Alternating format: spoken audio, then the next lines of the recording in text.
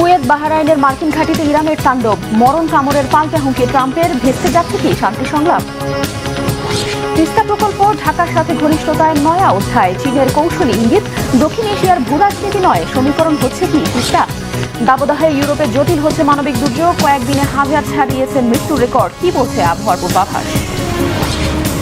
যুক্তরাষ্ট্র ইরান সমঝোতা স্মারক সইয়ের 2 সপ্তাহ না পেরোতেই আবারও পাল্টাপাল্টি হামলায় উত্তপ্ত গোটা মধ্যপ্রাচ্য। তেহরানকে লক্ষ্য করে যুক্তরাষ্ট্রের সামরিক বাহিনী টানা দুদিনের হামলার জবাবে রবিবার বাহরাইন ও কুয়েতের মার্কিন ঘাঁটি লক্ষ্য করে ভয়াবহ মিসাইল এবং ড্রোন হামলা চালায় ইরান। হামলায় কুয়েতের আলী আল সালেম ঘাঁটি ও বাহরাইনের সালমান বন্দরে অবস্থিত মার্কিন নৌবাহিনীর পঞ্চম বহরের 8টি গুরুত্বপূর্ণ সামরিক স্থাপনা ধ্বংসের দাবি করে আইআরজিসি। ইসলামিক বিপ্লবী গার্ড বাহিনীর অভিযোগ, ইরানে বারবার হামলা চালিয়ে শান্তি আলোচনাকে অচল করে দিয়েছে যুক্তরাষ্ট্র। ভবিষ্যতে আবারও ইরানকে লক্ষ্য করে হামলা হলে অতীতের চেয়ে শক্তিশালী হামলা চালিয়ে মার্কিন ঘাঁটিগুলোকে নরকে পরিণত করার হুমকিও দেয় আইআরজিসি।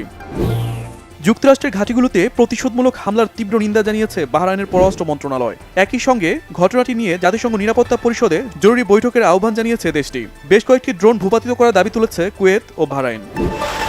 নতুন করে পাল্টাপাল্টি হামলার পর হরমুজ প্রণালী আগামী 30 দিনের জন্য এককভাবে ইরানের নিয়ন্ত্রণে নেওয়ার ঘোষণা দিয়েছেন দেশটির পররাষ্ট্রমন্ত্রী আব্বাস আরাকচি। রবিবার ইরাকে সফররত অবস্থায় দেশটির পররাষ্ট্রমন্ত্রী ফুয়াদ হোসেনের সাথে এক যৌথ বিবৃতিতে আব্বাস আরাকচি বলেন, সমঝোতা স্মারক অনুসারে হরমুজ প্রণালী দেখভালের দায়িত্ব এখন শুধু ইরানের। স্মারক অনুযায়ী নৌপথটিতে কেউ হস্তক্ষেপ করার অধিকার রাখে না, কিন্তু গত দুদিনে মার্কিন হামলা সেই স্মারকের লঙ্ঘন করেছে এবং নৌপথটির ভবিষ্যৎকে অনিশ্চয়তায় ফেলেছে। ইরানের পররাষ্ট্রমন্ত্রী লেবাননের মাটিতে ইসরায়েলের হামলা বন্ধের তাগিদ দিয়ে বলেন, সমঝোতা স্মারকের বিধান অনুযায়ী যুক্তরাষ্ট্রের উচিত অঞ্চলটির প্রতিটি যুদ্ধ বন্ধে কার্যকর পদক্ষেপ নেওয়া। কি কথা ছিল আর যুক্তরাষ্ট্র কি করছে? হরমুজ প্রণালীর নিয়ন্ত্রণ পুরোপুরি ইরানের অধীনে থাকার কথা ছিল, কিন্তু সেটি তারা করেনি। লেবাননের মাটিতে ইসরায়েলের হামলা বন্ধে কার্যকর পদক্ষেপ নেওয়ার কথা ছিল, সেটিও তারা করছে না।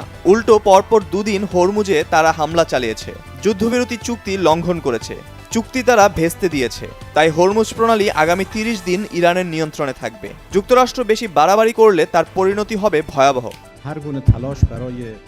উপসাগরীয় অঞ্চলে যুক্তরাষ্ট্রের হস্তক্ষেপ ঠেকাতে ইরাক ও উপসাগরীয় আরও কিছু দেশ নিয়ে নতুন কাঠামো গঠনের আহ্বান জানান ইরানের পররাষ্ট্রমন্ত্রী। ইরাকের পররাষ্ট্রমন্ত্রী ফুয়াদ হোসেন আব্বাস আরাকচির এই আহ্বানকে স্বাগত জানিয়েছেন। ইরানকে সহযোগিতা করার আশ্বাসও দিয়েছেন ইরাকের মন্ত্রী। এদিকে শান্তি আলোচনা স্থগিত করে ইরানকে নিশ্চিহ্ন করার হুমকি দিয়েছেন মার্কিন প্রেসিডেন্ট ডোনাল্ড ট্রাম্প। রবিবার সামাজিক যোগাযোগ মাধ্যম ট্রুথ সোশ্যালে দেয়া এক পোস্টে মার্কিন প্রেসিডেন্ট তেহরানের উপর যুদ্ধবিরতি চুক্তি লঙ্ঘনের অভিযোগ এনে মার্কিন বাহিনীর হামলার বিষয়টি নিশ্চিত করেন। ভবিষ্যতে ইরানে আরও ভয়াবহ হামলা চালানোর হুঁশিয়ারিও দেন মার্কিন প্রেসিডেন্ট। বাংলাদেশ ও চীনের মধ্যকার সম্পর্ককে আরও বিস্তৃত ও কৌশলগত পর্যায়ে নিয়ে যাওয়ার বার্তা দিয়েছে বেইজিং। বিশেষ করে তিস্তা নদীভিত্তিক উন্নয়ন উদ্যোগে চীনের অংশগ্রহণ এবং এ বিষয়ে দেওয়া সাম্প্রতিক বক্তব্য দক্ষিণ এশিয়ার ভূরাজনীতিতে নতুন আলোচনা তৈরি করেছে। চীনের পক্ষ থেকে স্পষ্ট করে বলা হয়েছে, ঢাকা ও বেইজিংয়ের সহযোগিতা কেবল দ্বিপক্ষীয় স্বার্থের ভিত্তিতে পরিচালিত হচ্ছে এবং এটি কোনো তৃতীয় দেশের বিরুদ্ধে পরিচালিত নয়। চীনের পররাষ্ট্র মন্ত্রণালয়ের নিয়মিত সংবাদ সম্মেলনে মুখপাত্র গুয়ো জিয়াকুন বলেন, তিস্তা নদী নিয়ে পরিকল্পিত সমন্বিত ব্যবস্থাপনা ও পুনরুদ্ধার কার্যক্রম বাংলাদেশের জন্য অত্যন্ত গুরুত্বপূর্ণ একটি উন্নয়ন উদ্যোগ। তিনি জানান, প্রকল্পটি বাস্তবায়নে চীন তার সামর্থ্য অনুযায়ী বাংলাদেশকে প্রয়োজনীয় সহযোগিতা দিতে আগ্রহী। চীনা মুখপাত্র বলেন, তিস্তা সংক্রান্ত সহযোগিতা দুই দেশের পারস্পরিক সম্পর্কের একটি গুরুত্বপূর্ণ অংশে পরিণত হয়েছে। একই সঙ্গে তিনি জোর দিয়ে বলেন, চীন ও বাংলাদেশের মধ্যকার সহযোগিতা স্বাধীনভাবে পরিচালিত হওয়া উচিত এবং এ ধরনের অংশীদারিত্ব বাইরের কোনো প্রভাব দ্বারা প্রভাবিত হওয়া সমীচীন নয়। বিশ্লেষকদের মতে বেইজিংয়ের এই মন্তব্যের কূটনৈতিক তাৎপর্য রয়েছে। বিশেষ করে তিস্তা নদীর পানি বণ্টন এবং অববাহিকা ব্যবস্থাপনা নিয়ে দীর্ঘদিন ধরেই ভারত সংবেদনশীল অবস্থান বজায় রাখায় চীনের বক্তব্যকে অনেকেই দিল্লির প্রতি একটি পরোক্ষ বার্তা হিসেবে দেখছেন। মূলত প্রধানমন্ত্রী তারেক রহমানের সাম্প্রতিক চীন সফর দুই দেশের সম্পর্ককে নতুন গতি দিয়েছে। বেইজিং সফরকালে তিনি চীনের প্রধানমন্ত্রী লি সিয়াং এবং প্রেসিডেন্ট শি জিনপিং এর সঙ্গে বৈঠক করেন। আলোচনার পর প্রকাশিত যৌথ ঘোষণাপত্রে তিস্তা প্রকল্পে সহযোগিতার প্রতিশ্রুতি পুনর্ব্যক্ত করা হয়। পাশাপাশি দ্রুত এই প্রকল্পের সম্ভাব্যতা যাচাই সম্পন্ন করতে দুই দেশের বিশেষজ্ঞদের কাজ শুরু করার কথাও জানানো হয়েছে। নদী ব্যবস্থাপনা ছাড়াও পানি সম্পদ পরিকল্পনা, বন্যা পূর্বাভাস, দুর্যোগ ঝুঁকি হ্রাস, নদী খনন এবং জলবায়ুজনিত চ্যালেঞ্জ মোকাবেলায় পারস্পরিক সহযোগিতা বৃদ্ধিতে একমত হয়েছে ঢাকা ও বেইজিং। বিশেষজ্ঞদের মতে এ ধরনের সহযোগিতা ভবিষ্যতে মেঘনা অববাহিকা ব্যবস্থাপনা এবং বন্যা নিয়ন্ত্রণে ইতিবাচক ভূমিকা রাখতে পারে। চীন বাংলাদেশের উন্নয়ন কর্মকাণ্ডে দীর্ঘমেয়াদী অংশীদার হিসেবে পাশে থাকারও আশ্বাস দিয়েছে। বৈঠকে প্রেসিডেন্ট শি জিনপিং বাংলাদেশকে চীনের নির্ভরযোগ্য বন্ধু হিসেবে অভিহিত করেন এবং উন্নয়ন পরিকল্পনা বাস্তবায়নে সহযোগিতা অব্যাহত রাখার প্রতিশ্রুতি দেন। স্বাস্থ্য খাতেও সহযোগিতা বাড়ানোর উদ্যোগ নেওয়া হয়েছে। বিশেষ করে ভারতীয় ভিসা প্রাপ্তিতে জটিলতার প্রেক্ষাপটে বাংলাদেশি রোগীদের জন্য চীনের ইউনান প্রদেশকে চিকিৎসা গন্তব্য হিসেবে গড়ে তোলার পরিকল্পনা সামনে এসেছে। এছাড়া বেল্ট অ্যান্ড রোড ইনিশিয়েটিভের আওতায় অবকাঠামো ও শিল্প খাতে সহযোগিতা জোরদার, মোংলা বন্দরের উন্নয়ন, চট্টগ্রামে চীনা অর্থনৈতিক ও শিল্প অঞ্চল প্রতিষ্ঠা এবং বাণিজ্য সম্প্রসারণে উভয় দেশ নতুন করে অঙ্গীকার ব্যক্ত করেছে।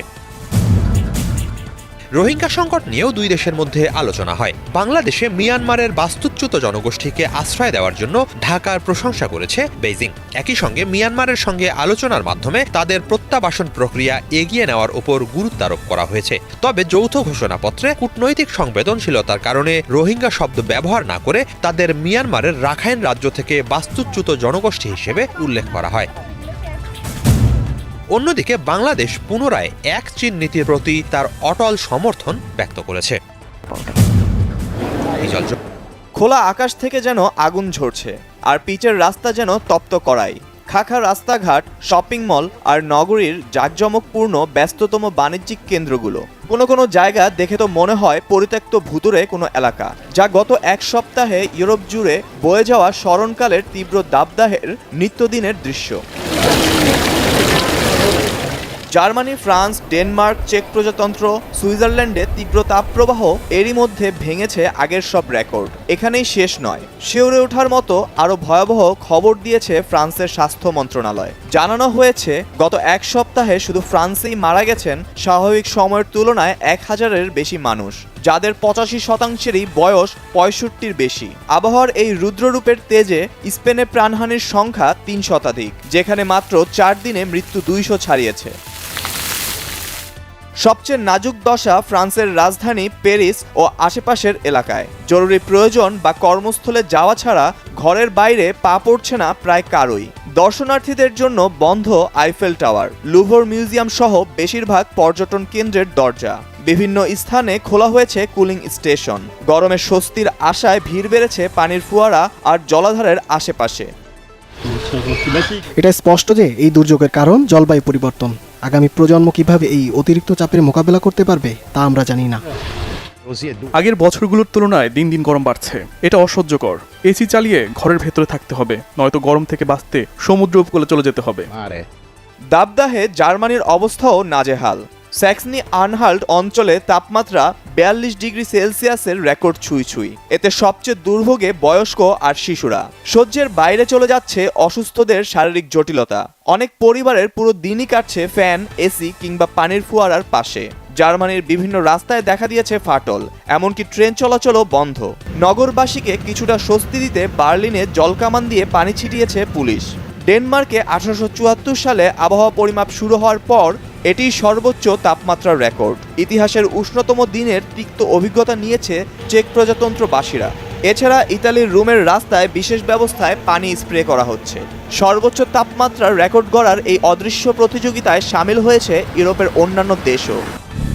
এল নিনোর প্রভাবে এই দাবদাহে শুকাতে শুরু করেছে ইউরোপের বিভিন্ন নদ নদী। ইতালির পো নদী শুকিয়ে কমেছে পানির প্রবাহ। নদীতে ঢুকছে সমুদ্রের লবণাক্ত পানি। এতে মিঠা পানির সংকটে হুমকির মুখে কৃষিখাত। তীব্র তাপপ্রবাহের কুপ্রভাব পড়েছে বিদ্যুৎ উৎপাদনেও। হাঙ্গেরিতে দানিউব নদীর পানি গরম হয়ে উঠায় পাক্স পারমাণবিক বিদ্যুৎ কেন্দ্রের একটি রিঅ্যাক্টরের উৎপাদন কমেছে। একই কারণে সাময়িক বন্ধ সুইজারল্যান্ডের বেজনাও পারমাণবিক কেন্দ্র।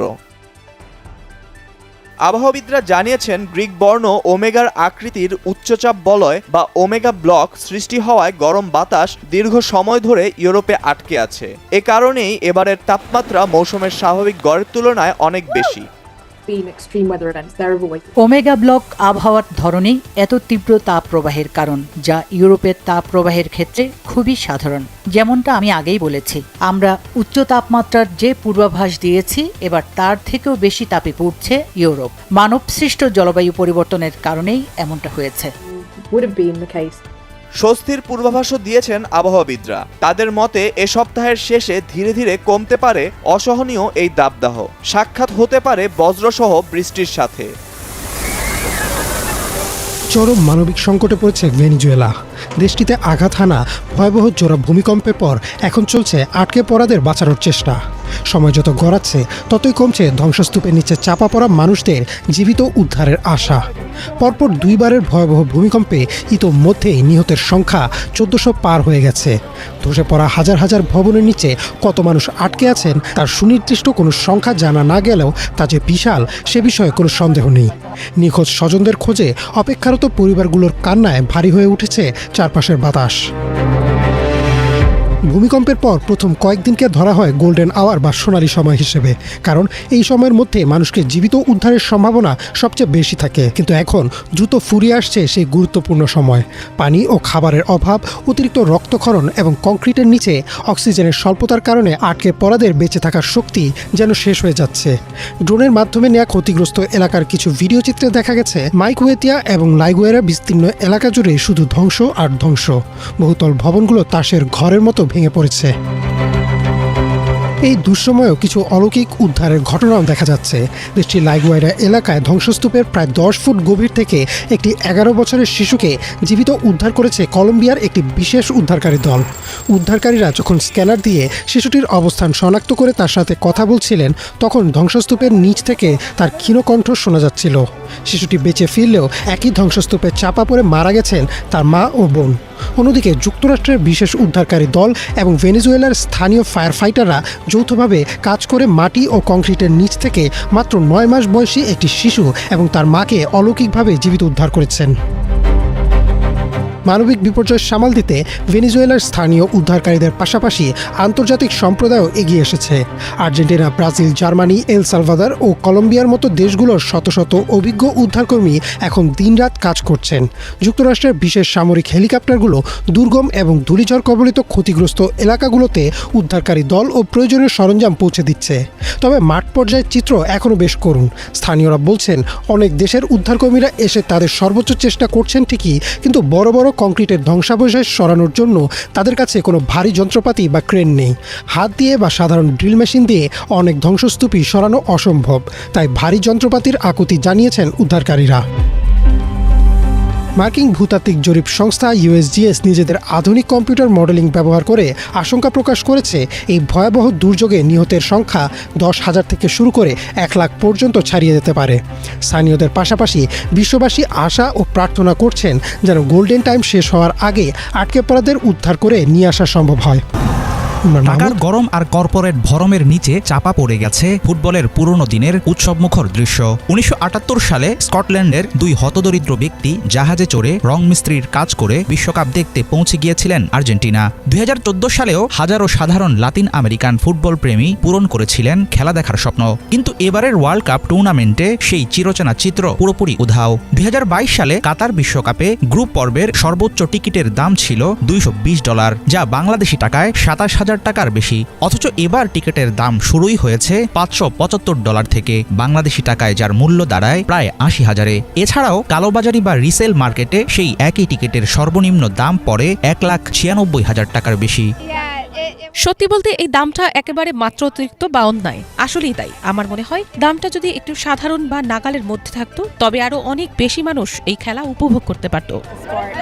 ফিফার নতুন ডাইনামিক প্রাইসিং পদ্ধতির কারণে চাহিদার সাথে সাথে লাফিয়ে বাড়ছে টিকিটের দাম। বিশ্বকাপ এখন চলে গেছে সাধারণ মানুষের নাগালের বাইরে। এমন আকাশচুম্বী খরচের কারণে বদলে গেছে স্টেডিয়াম গ্যালারির পরিচিত রূপ। ফুটবল মাঠ এখন আর সাধারণ খেটে খাওয়া মানুষের কোলাহলে মুখরিত হয় না। সেখানে ভিড় করছেন রিয়েল এস্টেট ব্যবসায়ী, ব্যাংকার, ইঞ্জিনিয়ার আর চিকিৎসকদের মতো উচ্চ আয়ের পেশাজীবীরা।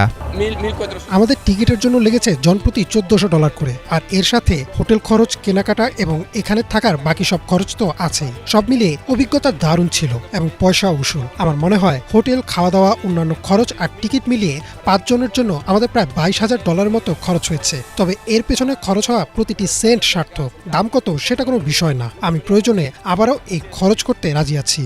যুক্তরাষ্ট্রসহ বিশ্বের অনেক দেশেই ফুটবলের বাণিজ্যিক মূল্য আকাশ ছোঁয়া। তবে দুঃখের বিষয় হলো কোটি টাকা খরচের এই উন্মাদনা শেষ হওয়া মাত্রই মার্কিন দর্শকেরা আবারও ব্যস্ত হয়ে পড়বে বেসবল বা NFL এর মতো স্থানীয় খেলা নিয়ে।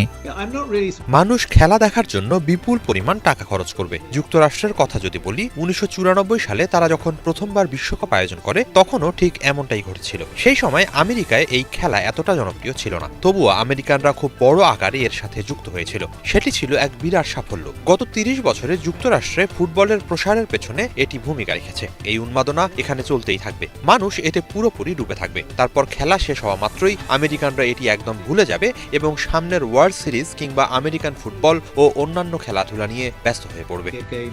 বিশ্বজুড়ে ফুটবলের জনপ্রিয়তা আগের চেয়ে অনেক বেড়েছে, বিশেষ করে ধনীদের মাঝে, এমনটাই মনে করেন অনেক ক্রীড়া বিশেষজ্ঞ। তবে মার্কিন নাগরিকদের জন্য টিকিট কিংবা খেলার জন্য বিপুল অর্থ খরচের বিষয়টি নতুন কিছু না। টিকেটের এত বেশি দাম বেড়ে যাওয়া দেখে আমি খুব একটা অবাক হইনি, কারণ বিশ্বকাপ দেখার জন্য মানুষের টাকা খরচ করার ইচ্ছা অনেক বেশি। যদিও 30-40 বছর আগেই এটি বিশ্বের সবচেয়ে জনপ্রিয় খেলা ছিল, কিন্তু এর জনপ্রিয়তা আসলে আরো বেড়েছে, বিশেষ করে বিত্তবান বা ধনী মানুষদের মধ্যে। তাদের মধ্যে অনেকেই হয়তো ছোটবেলায় বেশ দরিদ্র ছিলেন, কিন্তু তারা এই খেলার অন্ধভক্ত এবং বড় হয়েও সেই ভালোবাসা ধরে রেখেছেন। একদিক থেকে ভাবলে টিকিটের এমন দাম হওয়াটা আসলেই খুব অবাক করার মতো কিছু নয়। ফুটবল এখন আর কেবল একটি খেলা হিসেবে সীমাবদ্ধ নেই, এটি বর্তমানে $1 ট্রিলিয়ন গ্লোবাল বিজনেস। সাধারণ মানুষের সস্তা বিনোদন থেকে ফুটবল পরিণত হয়েছে ধনীদের বিলাসী পণ্যে। খেলা সংশ্লিষ্ট অনেক বিশ্লেষক বলছেন, যেসব সাধারণ সমর্থকেরা শত বছর ধরে ফুটবলের প্রাণ বাঁচিয়ে রেখেছে তারাই এখন নির্বাসিত হচ্ছে গ্যালারি থেকে।